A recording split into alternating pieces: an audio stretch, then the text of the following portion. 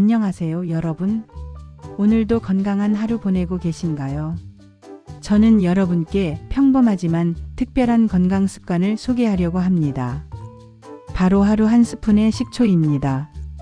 혹시 식초 한 스푼의 기적 들어보신 적 있으신가요? 저는 80이 넘는 나이까지 큰 병 없이 건강하게 살아오고 있어요. 그리고 그 비결을 하나 꼽으라고 한다면 주저없이 말할 수 있어요. 바로 이 식초 한 스푼입니다.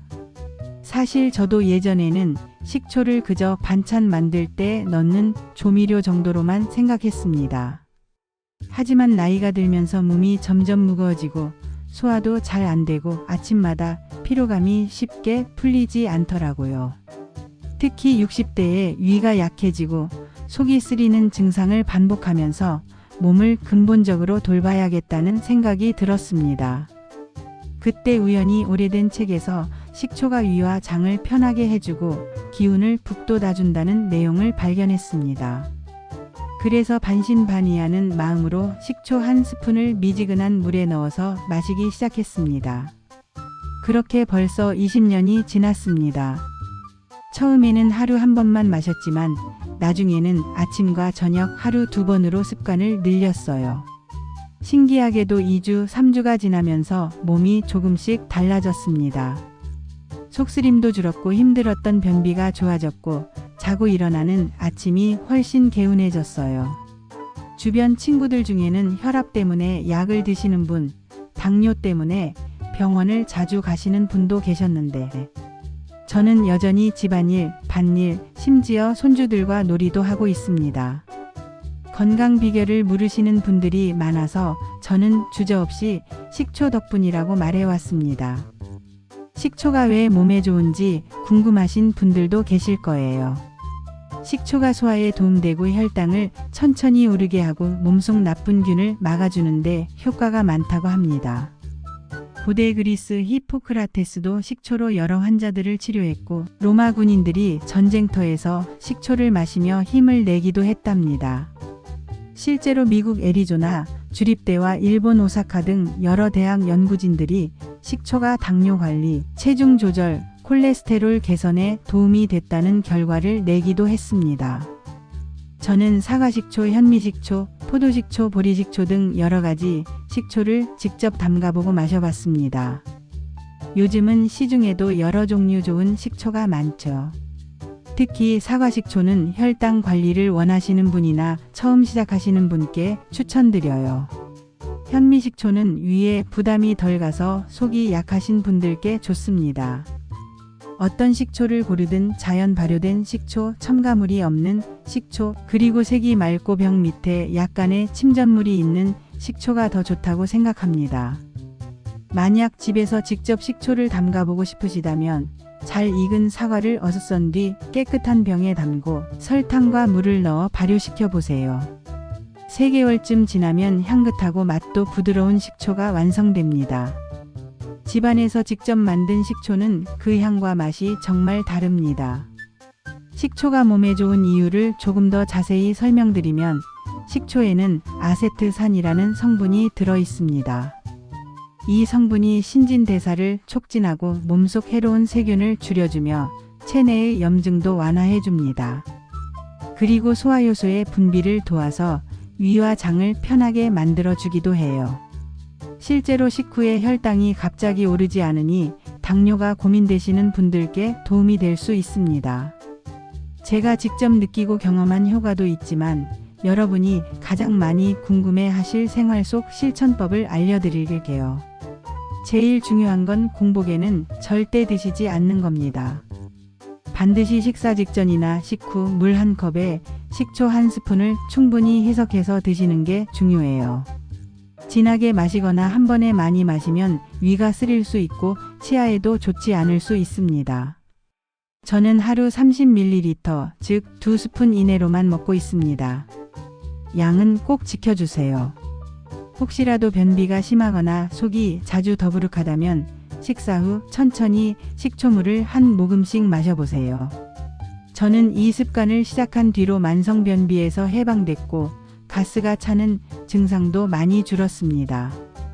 나이가 들어서 감기가 잘 떨어지지 않는 분들도 계시죠. 식초는 면역력을 도와 감기 예방에도 도움이 될 수 있습니다.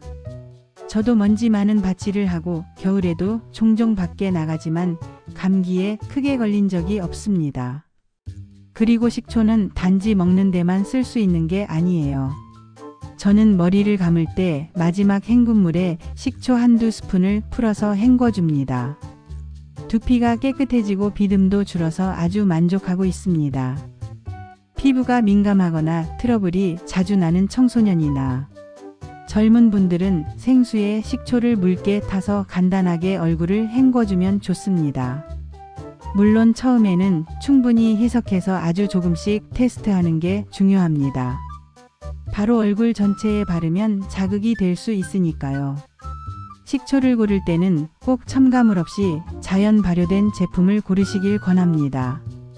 병 밑에 살짝 침전물이 보이기도 하는데 그것이 오히려 좋은 식초의 특징입니다. 시중에서 처음 구입하실 때는 사과 식초가 가장 무난하고 입에 익으면 현미나 포도, 발사믹 식초도 편하게 드셔보실 수 있습니다. 인공적인 향이 강하거나 맹렬하게 시큼한 냄새가 나는 제품은 피하시는 게 좋겠습니다. 여기까지 말씀드리면 또 이런 질문을 하시는 분이 있습니다. 혈압약, 당뇨약을 먹고 있어도 식초를 마셔도 괜찮냐고요. 대부분의 경우 약과 충돌이 없지만 평소 속쓰림이 강하다거나 약을 많이 드시는 분, 그리고 임산부나 어린아이의 경우 시작하기 전 한 번쯤 주치의와 상담하는 게 안전하니까 이 점도 함께 기억해 주세요. 식초 먹으면 속이 쓰릴 것 같아 걱정이라는 문의가 종종 들어옵니다. 앞서 말씀드린 것처럼 식사 전에 반드시 물과 함께 희석해 드시고 영위장에 부담이 있다면 하루 한 번 저녁 식후로만 시작해 보세요. 점점 틀에 맞게 조절하시면 속이 더부룩할 때 훨씬 편해집니다. 또 종종 이런 생활 속 궁금증도 들어옵니다. 샐러드 드레싱에 넣어도 효과가 있느냐고 여쭤보시는 분 많죠. 네, 오히려 샐러드 드레싱에 섞으면 드시기도 편하고 소화에도 더 도움이 됩니다. 집에 올리브유가 있다면 식초, 꿀, 올리브유, 소금만 간단히 섞어 드레싱으로 사용해 보세요. 훨씬 상큼한 마무리가 될 거예요. 과일이나 채소를 씻을 때 식초물을 희석해서 세척해 보신 적 있으세요? 미세먼지나 농약 잔류가 걱정될 때는 식초 몇 방울을 넣으면 살균 효과도 볼 수 있습니다. 주방 청소에도 활용하는 분들이 많아요. 특히 도마나 싱크대 구석처럼 습기가 많은 곳에 식초를 살짝 뿌리면 곰팡이도 예방할 수 있습니다. 조금은 재미있는 마무리 팁을 드릴게요. 반신욕할 때도 거의 한 번 정도 식초를 욕조에 타보세요. 오랜 시간 서 있거나 다리가 퉁퉁 부어 있을 때 식초뿐만 아니라 라벤더, 오일 몇 방울과 함께 넣으면 피로 해소에도 도움이 됩니다.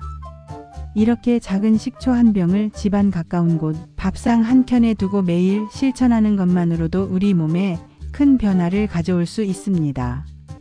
저는 처음에는 단순히 소화가 잘 되길 바라는 마음으로 시작했는데 이제는 감기에 잘 걸리지 않고 몸이 건조할 때도 변비가 있을 때도 식초 덕에 도움을 받고 있습니다. 오늘 이 영상을 시청하시는 여러분께 작은 미션을 드리고 싶어요. 집에 식초 한 병을 준비해서 내일 아침부터 식후 한 스푼 미지근한 물에 타서 마시기. 그리고 일주일 동안 몸과 기분에 어떤 변화가 있는지 기록해 보세요. 변비가 줄었다거나 몸이 덜 무겁다거나 감기 기운이 빨리 가셨다거나 사소하지만 분명한 변화가 있을 겁니다. 가족이 함께 습관을 들이면 훨씬 더 힘이 되고 집안의 건강 분위기도 달라집니다. 저희 집도 어느 순간부터 식초물을 같이 마시는 사람이 늘어나더니 이제는 손주까지 자연스럽게 습관이 됐답니다. 여러분, 좋은 건강 습관에는 정답이 없는 것 같아요. 자신에게 맞는 습관을 꾸준히 실천하는 것이 제일 중요한 것 같습니다. 식초 한 스푼이 제 인생의 좋은 습관이었던 것처럼 오늘 제 이야기가 여러분께 작지만 분명한 변화를 선물하길 바랍니다. 오늘 영상이 도움이 되었다면 꼭 구독과 좋아요 부탁드릴게요. 앞으로도 건강하고 활기찬 삶 저와 함께 만들어가요. 오늘도 행복한 하루 보내세요. 감사합니다.